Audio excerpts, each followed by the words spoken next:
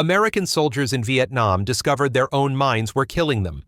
The Viet Cong stole U.S. mines from perimeter defenses and replanted them along patrol routes and convoy roads. M16 bouncing Bettys that were supposed to protect fire bases became enemy weapons targeting American tanks and APCs. This wasn't just battlefield scavenging, it was systematic theft and redeployment documented in Army training circulars and after-action reports. In 1967 alone, mines and booby traps caused over 4,000 U.S. casualties. Many of those devices were originally American-made, lifted by sapper teams who crawled through perimeter wire at night, studying tripwire patterns and disarming mines without triggering them. The same M16 mines with "Made in USA" markings that protected bases on Monday were killing American troops on Thursday. Tank crews learned that 73% of vehicle losses came from mines, not enemy gunners. If you're a veteran who served in Vietnam, you know this reality. For everyone else, this is the side of the mine war that manuals never mentioned. If you value unvarnished military truth, subscribe. Check the description for full sourcing. The M16 Bouncing Betty mine was supposed to be America's answer to perimeter defense in Vietnam. Army manuals described it as a reliable area denial weapon that would keep enemy sappers away from fire bases and landing zones. The mine weighed just under 8 pounds and stood 7.5 inches tall when properly buried with its M605 fuse assembly. When triggered by as little as 8 pounds of pressure on its prongs or 3 pounds of pull on a tripwire, the mine would launch its inner canister 6 to 7 feet into the air before detonating. The explosion scattered deadly fragments in a complete circle with a lethal radius extending nearly 30 yards in all directions. On paper, rings of these mines around American positions created impenetrable killing zones that no enemy could breach without being detected and destroyed. The reality in the Vietnamese jungle was far different from what the field manuals promised. Doctrine assumed good visibility, continuous observation of the minefield, and an enemy that would approach the perimeter wire in predictable ways during daylight hours. Military planners believed that American technology and firepower would dominate any conventional assault on properly defended positions. The M16 mines were mapped in neat diagrams showing overlapping fields of coverage, with detailed records kept of every mine location and serial number. Guard posts were positioned to observe the wire and provide interlocking fields of fire that would cut down any enemy soldiers who somehow survived the mine blasts. Viet Cong sapper units had studied American defensive patterns for months before making their moves. These specialized infiltration teams crawled up to U.S. wire positions under cover of darkness, moving inches at a time through the thick vegetation that grew right up to the perimeter in many locations. They learned to identify tripwire patterns by feel, following the thin metal strands back to their anchor points, and learning how American engineers typically position the mines for maximum coverage. Training Circular 531, issued by the Army in 1967, explicitly warned that enemy forces make extensive use of captured U.S. materiel, including mines, when they can get access to them. The circular documented how Viet Cong sappers had developed techniques for approaching buried mines without triggering them, using thin metal probes to locate the pressure plates and carefully excavating around the fuse assemblies. The technical specifications that made the M16 mines so deadly also made it attractive to enemy forces who managed to capture them intact. The mine's fuse mechanism was robust and reliable, designed to function properly even after months buried in tropical soil. The main explosive charge contained enough composition B to create devastating casualties among infantry units, while the steel fragment casing could be repurposed for other improvised explosive devices. Most importantly, for the Viet Cong, the mine's bounding mechanism gave it far greater killing power than simple buried charges. A captured M16 could be replanted along a known American patrol route or convoy road, where it would inflict maximum casualties on unsuspecting troops who believed they were moving through secure areas. American soldiers began finding evidence of their own mines being used against them as early as 1966. After-action reports describe patrol leaders discovering M16 base plugs and fuse assemblies in crater patterns that were clearly meant to target U.S. forces. In some cases, troops found partially buried mines along trails they had used repeatedly, only to have explosive ordnance disposal teams identify the devices as American-manufactured M16s that had gone missing from nearby firebase perimeters. The psychological impact of these discoveries was devastating for many units. Soldiers realized that the defensive belts they trusted to protect them during rest periods were actually serving as supply points for enemy mining operations. The problem became so widespread that engineering units began conducting daily inventories of mine stocks and implementing new security procedures for stored explosives. However, the nature of Vietnam's rotating deployments meant that detailed knowledge of minefield locations often departed with outgoing units, leaving replacement troops with incomplete maps and poor understanding of where their own mines were actually positioned. Dense vegetation quickly obscured wire markers and reference points, making it difficult for new personnel to maintain proper observation of defensive perimeters. Guard duties on isolated positions were monotonous and exhausting, leading to lapses in attention that sappers exploited to approach and study American mine installations. The Viet Cong developed systematic methods for lifting mines without triggering them, using techniques that American engineers had not anticipated during the weapon's design phase. Sappers learned to approach mines from angles that avoided the pressure plates, using thin metal tools to carefully excavate soil around the fuse assembly until they could reach the arming mechanisms. Some captured documents described methods for disarming the M605 fuse by manipulating the striker mechanism while the mine was still buried, allowing the entire device to be extracted safely for later use. These same documents showed that enemy units were conducting their own technical analysis of captured American equipment, documenting weak points and developing countermeasures that could be shared with other Viet Cong units throughout South Vietnam. Once lifted from American defensive positions, the M16 mines were replanted along approach routes that U.S. forces used regularly for patrols and supply convoys. Enemy intelligence networks had mapped American movement patterns around major fire bases, identifying choke points where a single well-placed mine could inflict maximum casualties. The bounding mechanism that made the M16 so effective for perimeter defense worked equally well when used against troops moving in column formation along narrow jungle trails. A mine that detonated among a patrol could wound or kill multiple soldiers, creating casualties that required immediate medical evacuation and disrupted planned operations. The bitter irony was not lost on American troops who found themselves victims of their own technology. Veterans described the sick feeling of having explosive ordnance disposal specialists examine blast craters and identify fragments as coming from U.S. manufactured mines. For many soldiers, these incidents shattered confidence in their equipment and their leadership's ability to protect them from threats that were literally of their own making. The technical sophistication that made American mines effective also made them valuable prizes for enemy forces who understood their capabilities. The M16 Bouncing Betty represented years of engineering development aimed at creating the most lethal anti-personnel mine possible within the constraints of weight and reliability. Its M605 fuse could be activated by pressure as light as 8 pounds on the prongs or just 3 pounds of pull on an attached tripwire, making it sensitive enough to trigger on human contact while remaining stable during transport and burial. The propelling charge was precisely calculated to launch the inner canister to an optimal height of 6 to 7 feet before detonation, maximizing the fragment dispersion pattern across a 30-yard killing radius. Every component was designed to function reliably after months buried in tropical conditions, with waterproof seals and corrosion-resistant materials that ensured the mine would detonate when needed. American forces carried extensive countermine equipment to deal with the growing threat of enemy explosives, but this gear became a crushing burden that slowed patrols and convoy movements without providing complete protection. The ANPSS-3 metal detector and similar devices could locate buried metallic objects, but they required operators to move at a crawling pace while sweeping the ground in overlapping patterns. Each detector weighed nearly 4 pounds without batteries, and the additional probing tools, marking flags, and protective equipment added another 10 to 15 pounds to a soldier's combat load.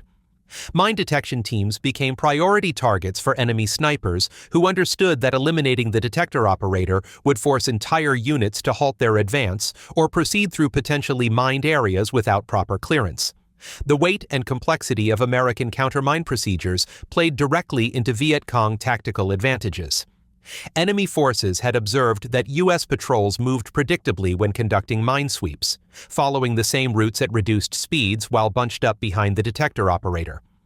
This created ideal conditions for ambushes using conventional weapons, turning the mine threat into a force multiplier that channeled American movements into kill zones even when no actual mines were present.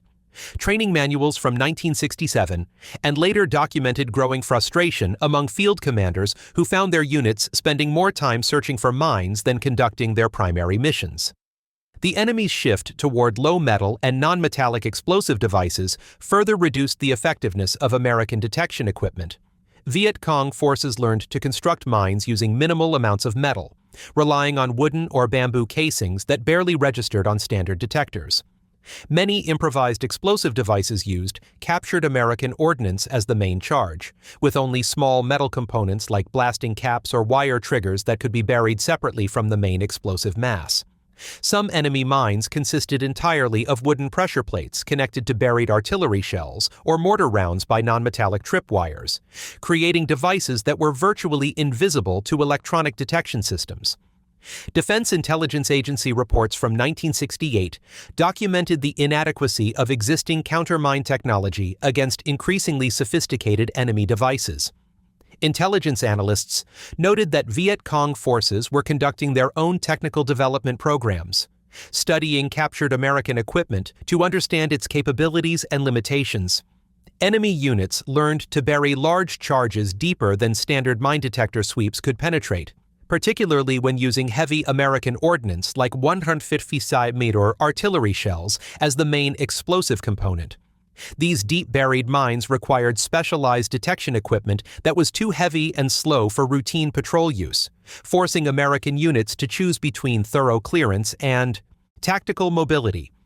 Armored vehicles received various modifications intended to provide protection against mines, but these additions often created new vulnerabilities while failing to address the fundamental problem. M48 Patton tanks were equipped with mine roller assemblies that extended steel wheels ahead of the main tracks, theoretically detonating buried mines before they could damage the vehicle.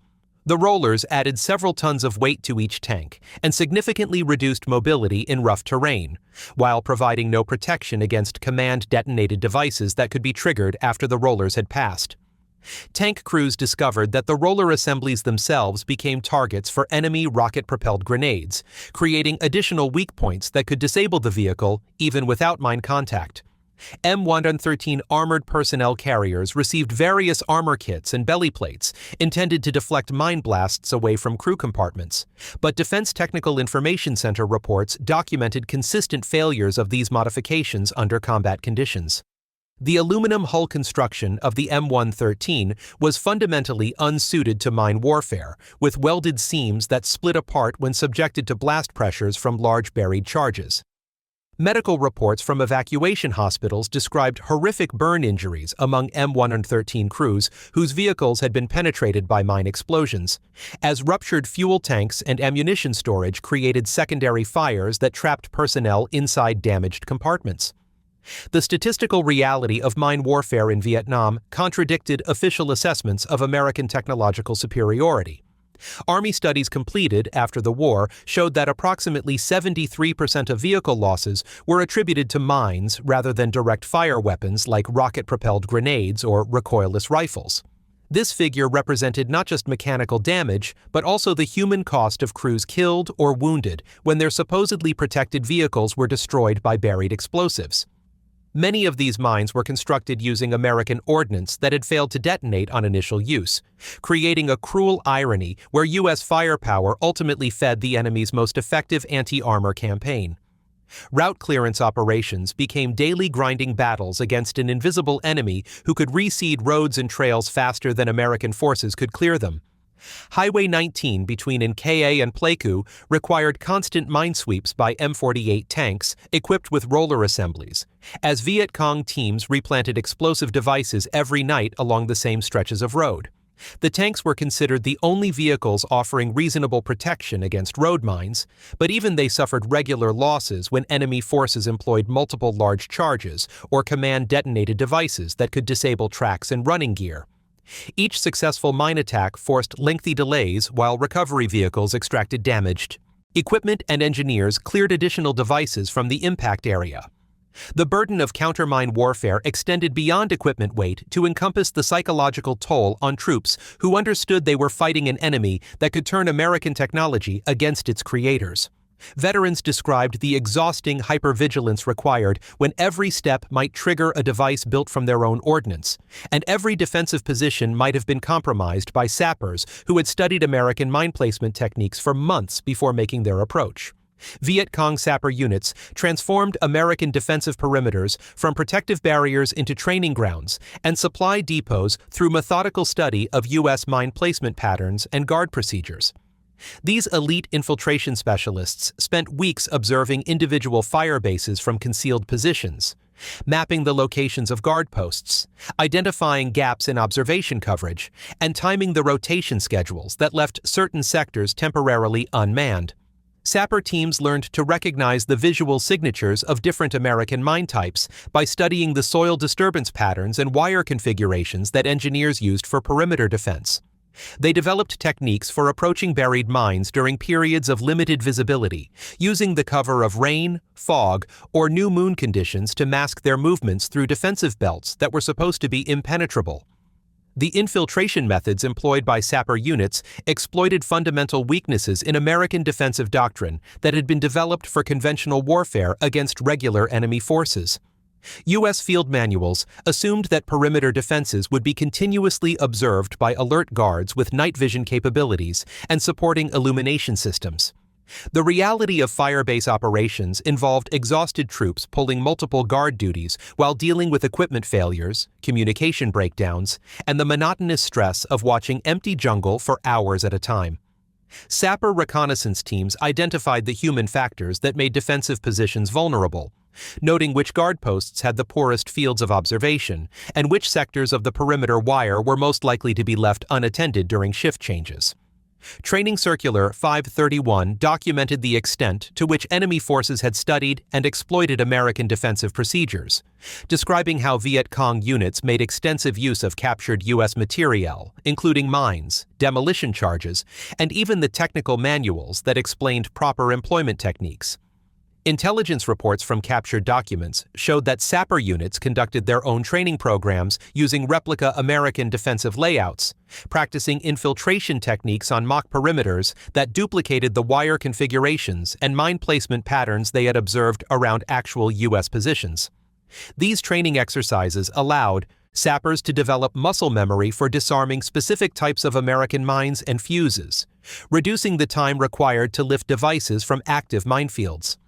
The night of March 27-28, 1971, demonstrated the ultimate failure of American perimeter defense when a Viet Cong sapper company infiltrated fire support base Mary Ann and killed 30 U.S. soldiers while wounding 82 others. The attack revealed that defensive belts of wire, mines, and claymore directional mines could be penetrated by determined enemy forces who had studied the position's vulnerabilities over time. Sapper teams cut through the outer wire barriers and moved past defensive minefields without triggering the alarm systems that were supposed to detect any breach of the perimeter. Once inside the fire base, the attackers used satchel charges and grenades to destroy bunkers and command posts, while American defenders struggled to organize an effective response against enemies who had achieved complete tactical surprise. The Mary Ann disaster forced a comprehensive review of perimeter defense procedures, but the underlying problems that enabled the attack remained unresolved throughout the remainder of American involvement in Vietnam. The same defensive techniques that allowed sappers to study and penetrate fire support base Mary Ann were being employed by Viet Cong units against fire bases across South Vietnam.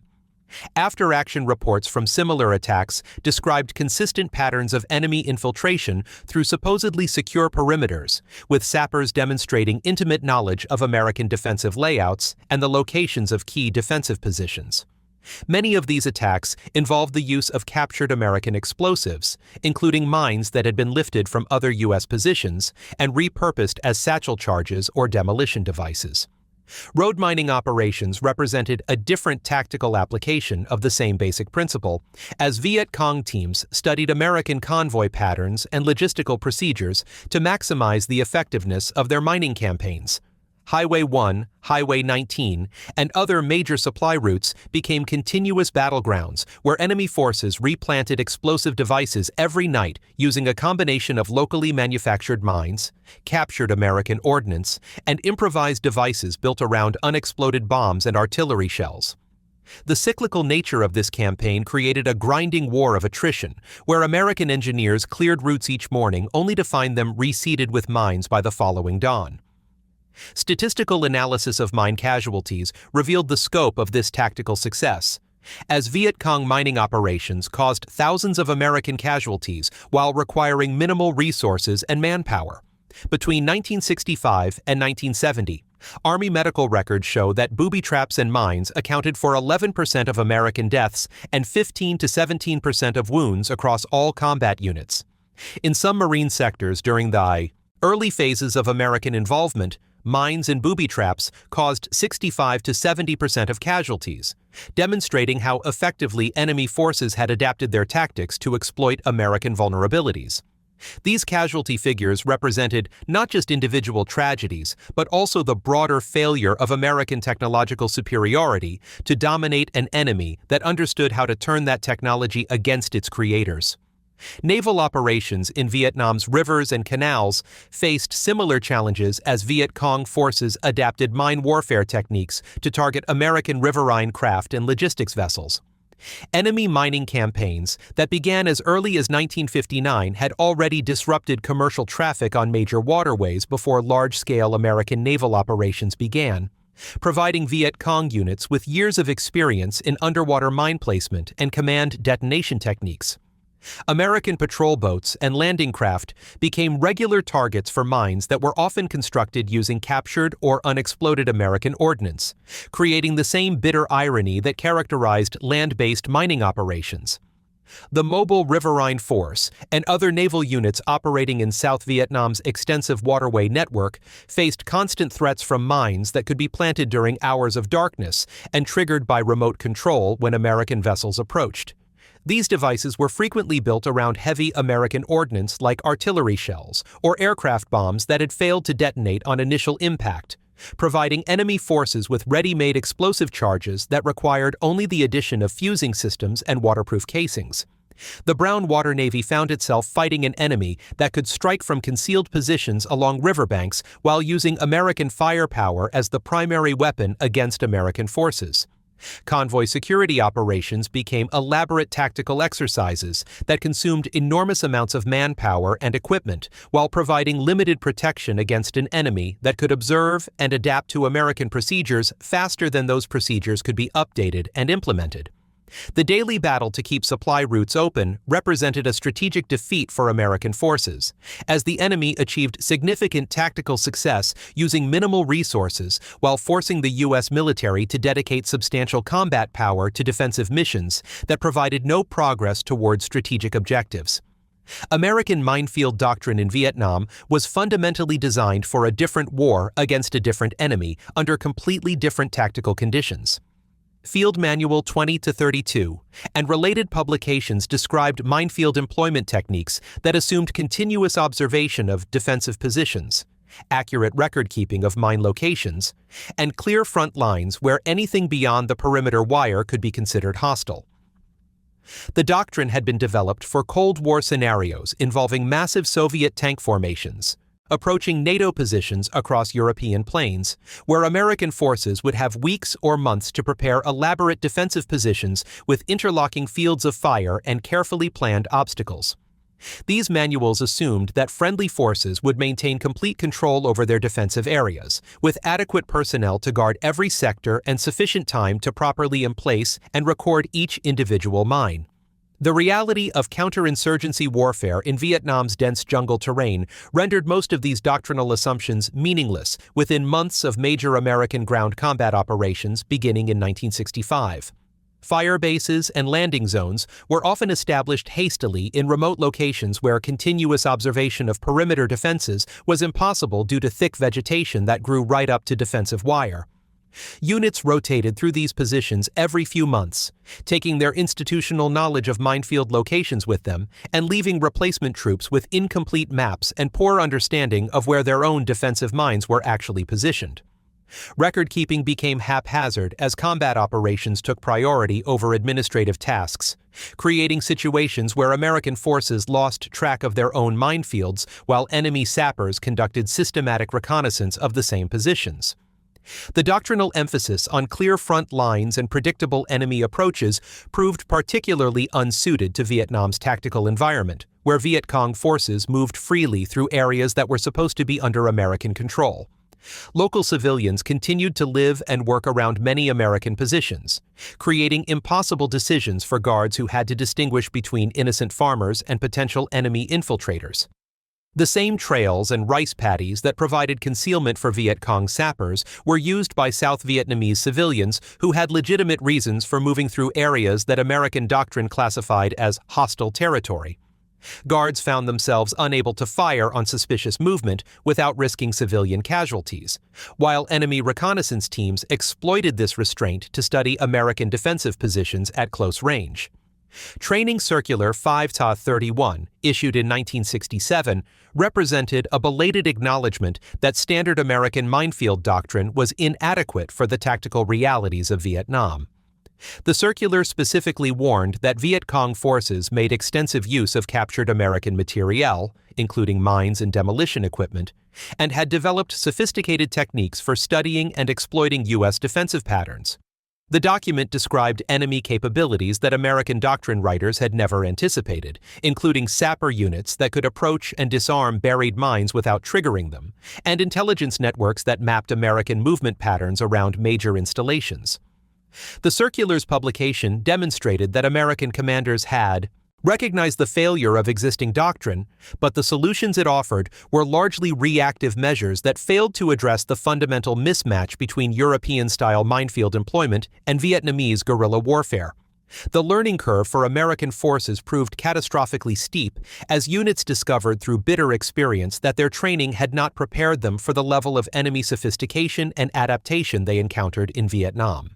Marine units around Da Nang and other major installations suffered mine and booby trap casualty rates that reached 65 to 75% of total losses during the first months after arriving in country.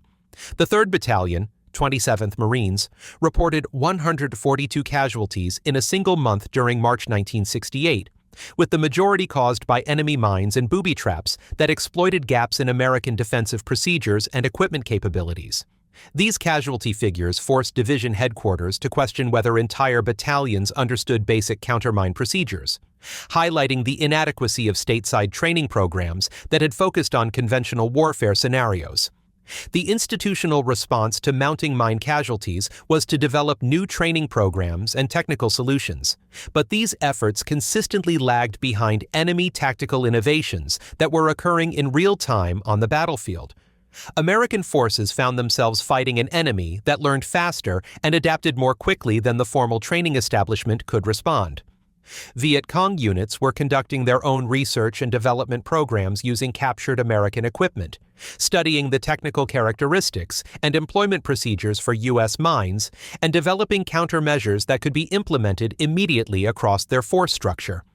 American training updates had to work through layers of military bureaucracy and formal approval processes that took months or years to implement, giving enemy forces a decisive advantage in the tactical evolution of mine warfare techniques. The M113 armored personnel carrier exemplified the broader problem of employing equipment that had been designed for conventional warfare in a tactical environment dominated by mines and improvised explosive devices.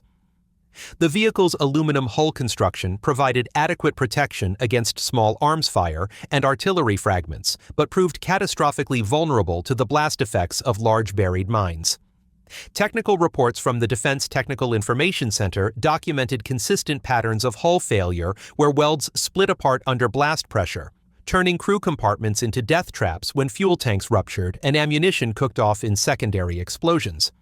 The M113's design philosophy assumed that mobility and reliability would provide protection through speed and maneuverability, but Vietnam's mine-infested terrain forced these vehicles to operate at slow speeds while following predictable routes that enemy forces could easily target. Medical evacuation reports from Vietnam described injuries that American military hospitals had rarely seen before, as mine blasts created wound patterns that differed significantly from conventional weapon effects. The combination of blast overpressure, penetrating fragments, and thermal injuries from burning vehicles created complex medical challenges that required new treatment protocols and surgical techniques.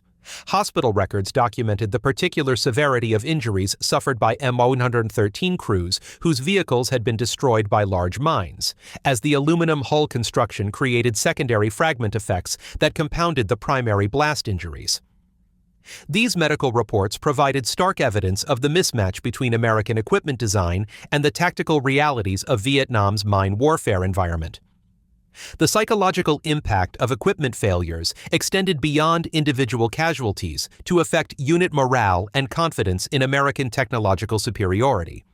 Veterans described the devastating effect of discovering that mines which had killed their fellow soldiers were built using American ordnance or employed American-manufactured components.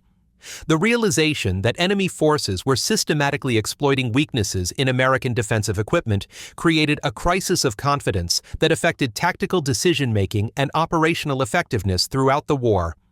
The psychological warfare conducted through mines and booby traps created a form of terror that differed fundamentally from the fear experienced during conventional firefights or artillery bombardments. American soldiers in Vietnam learned to live with the knowledge that their next step, their next vehicle movement, or their next patrol could end in sudden death or catastrophic injury from an invisible enemy that never showed itself. This constant threat transformed routine activities like walking to a latrine, checking perimeter wire, or riding in a supply convoy into acts that required hypervigilance and careful calculation of risk. Veterans described the exhausting mental strain of staring at the ground for hours at a time, studying every disturbance in the soil, every unusual shadow, and every piece of debris that might conceal an explosive device designed to kill or maim them. The statistical reality of mine warfare contradicted the heroic narratives that surrounded other aspects of combat in Vietnam, as these weapons killed and wounded without providing opportunities for valor or tactical brilliance. Army medical records show that mines and booby traps accounted for 11% of American deaths and 15 to 17% of wounds between 1965 and 1970, representing thousands of casualties that occurred without warning and often without any possibility of fighting back against the attackers. These numbers represented not just individual tragedies, but also the broader demoralization that came from fighting an enemy that could strike at will while remaining completely invisible. Marine units in some sectors reported that over half their casualties came from mines and booby traps rather than direct combat, creating a war experience that felt more like an extended form of Russian roulette than traditional military operations. The discovery that enemy mines were constructed using American ordnance added a particularly bitter dimension to the psychological burden carried by troops who survived mine attacks. After-action reports describe the moment when explosive ordnance disposal specialists would examine blast craters and identify fragments or components that bore American manufacturing markings or serial numbers. Veterans recall the sick realization that the mine which had killed their fellow soldiers contained explosives that had originally been manufactured in the United States and shipped to Vietnam as part of the American war effort. Some recovered mine casings showed clear Made in USA markings that had survived the explosion, providing undeniable evidence that American industrial capacity was feeding the enemy's most effective weapon system against American forces. Training Circular 5-31 had warned that Viet Cong forces made extensive use of captured American materiel, but the emotional impact of this reality only became clear when troops found themselves victims of their own technology.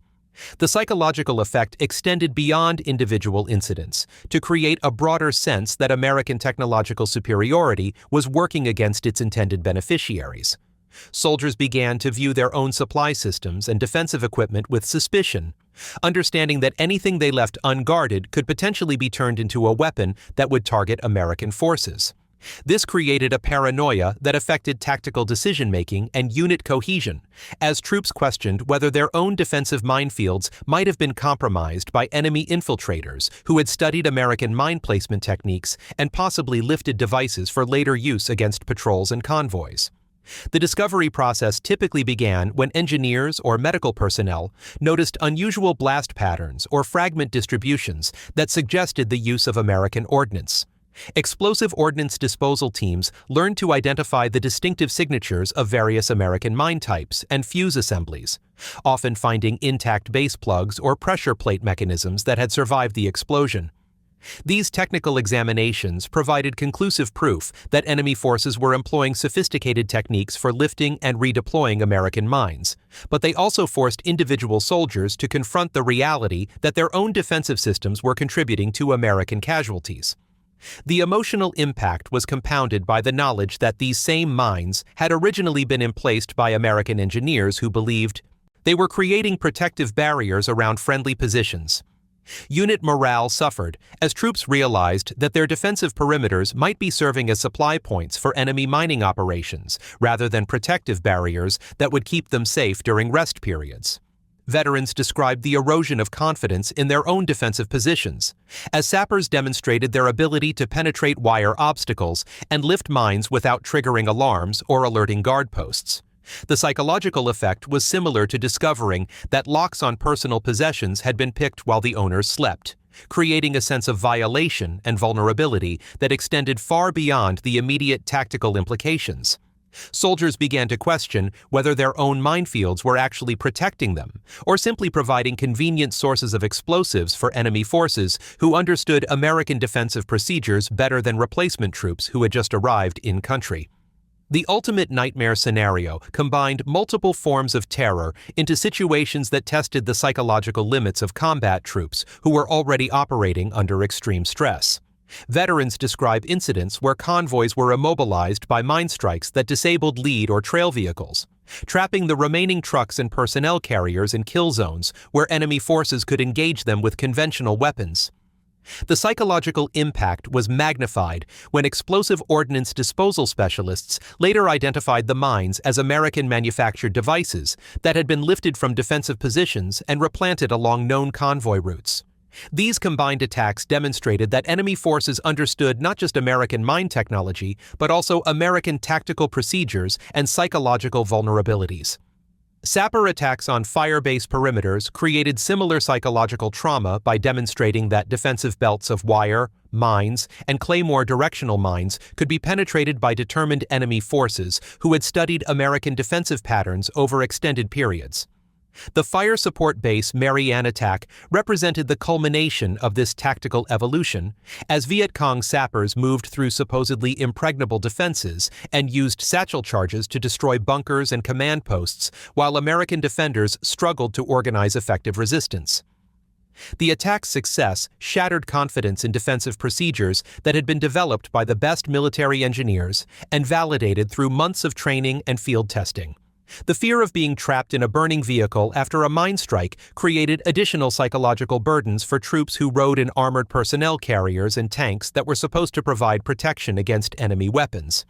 Veterans recall the claustrophobic terror of knowing that a large enough mine could split their vehicle's hull along welded seams, creating fires that would trap crew members inside damaged compartments while ammunition and fuel exploded around them. The knowledge that many of these mines were built using American ordnance added a surreal dimension to this fear, as crews understood they might be killed by explosives that had originated in American factories and been shipped to Vietnam as part of their own supply system.